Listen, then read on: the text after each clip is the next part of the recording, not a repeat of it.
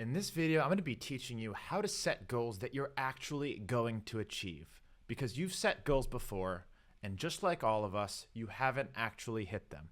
And I'm going to teach you exactly why and how to prevent that from happening this next year so that you actually follow through on your promises. See, now you are done listening to gurus that are telling you that you need to manifest your goals, lie to yourself in the mirror about who you are and what you can accomplish. You're done being that guy sitting on the couch, smoking a blunt, talking about all this stuff that he's going to do, how much money he's going to make.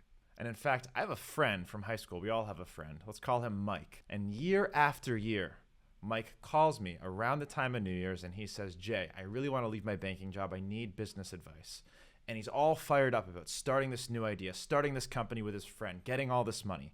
And just like clockwork, every single year, within a month, he's back partying. I see him at tables. I see him at festivals. And I say, hey, Mike, how's the business going? And he says, we're working on it. It's on the back burner. Some other stuff came up. There's a lot of people like Mike out there. You might be one of them, but not anymore. After watching this video, you're going to have the tools that you need to assure that the goals you set right now actually get carried out and followed through with. In fact, I'm going to be giving you the software, tools, and tricks that I have implemented in my life to hold myself accountable to actually get shit done. There's an old Chinese proverb. It is that the best time to plant a tree was 20 years ago, and the second best time is right now. So right now is the time to learn this, implement this, so that you never live a life that you don't want to live ever again. So whether your goals are to lose 20 pounds, make a bunch of money, or if you want to go to clown school, you're going to have the tools to do exactly that. So who am I to be giving you this advice? My name is Jay Feldman. By 30 years old, I had been the top beach volleyball player in the entire world. It was 18 and under.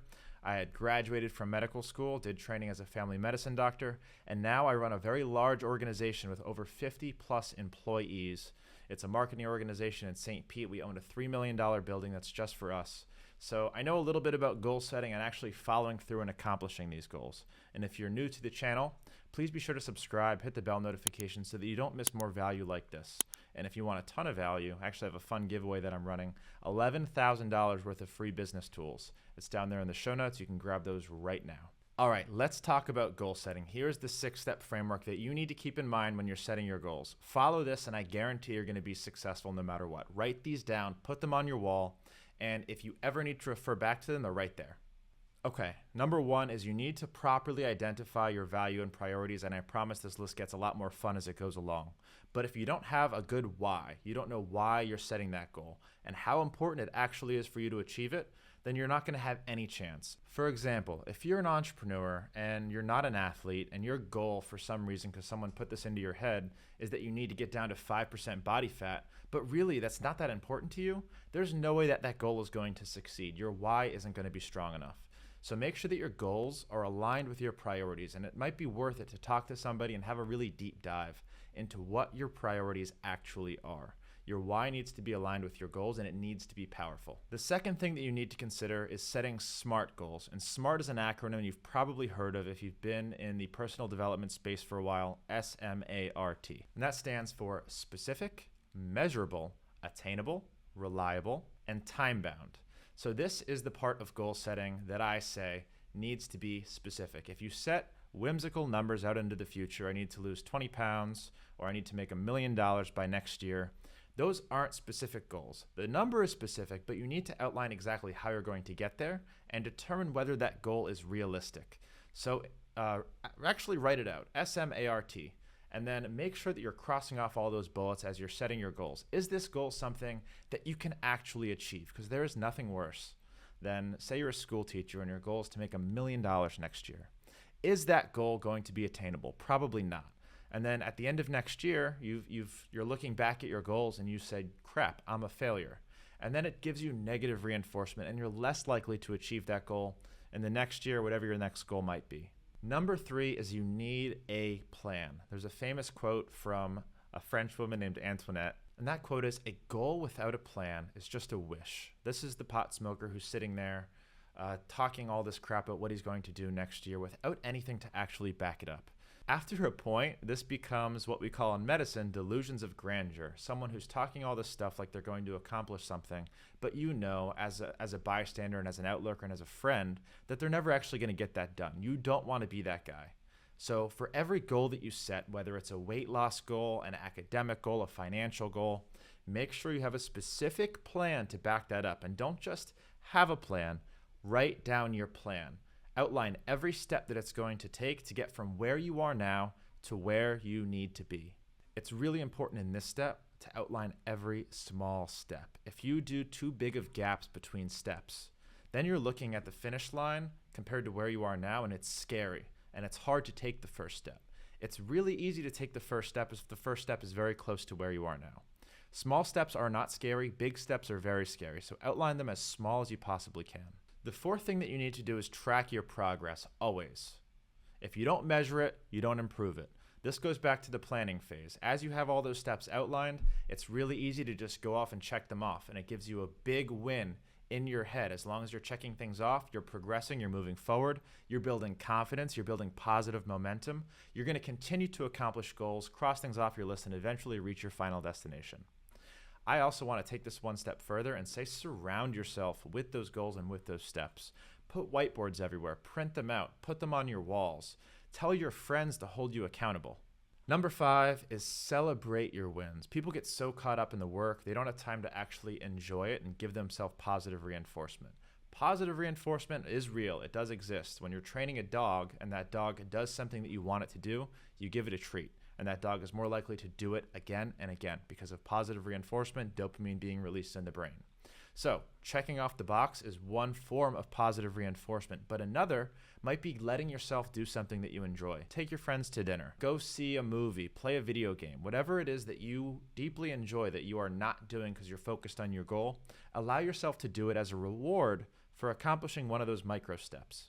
Lastly, and most importantly, this is the most important thing I'm going to say in this entire video, is that in order to accomplish any goal, you need to change your day-to-day lifestyle. The definition of insanity is doing the same thing day in and day out and expecting a different result. So if you want to be in better shape, you need your habits to reflect that goal. If you want to lose 20 pounds, you're going to have to go to the gym more. You're going to have to change your diet.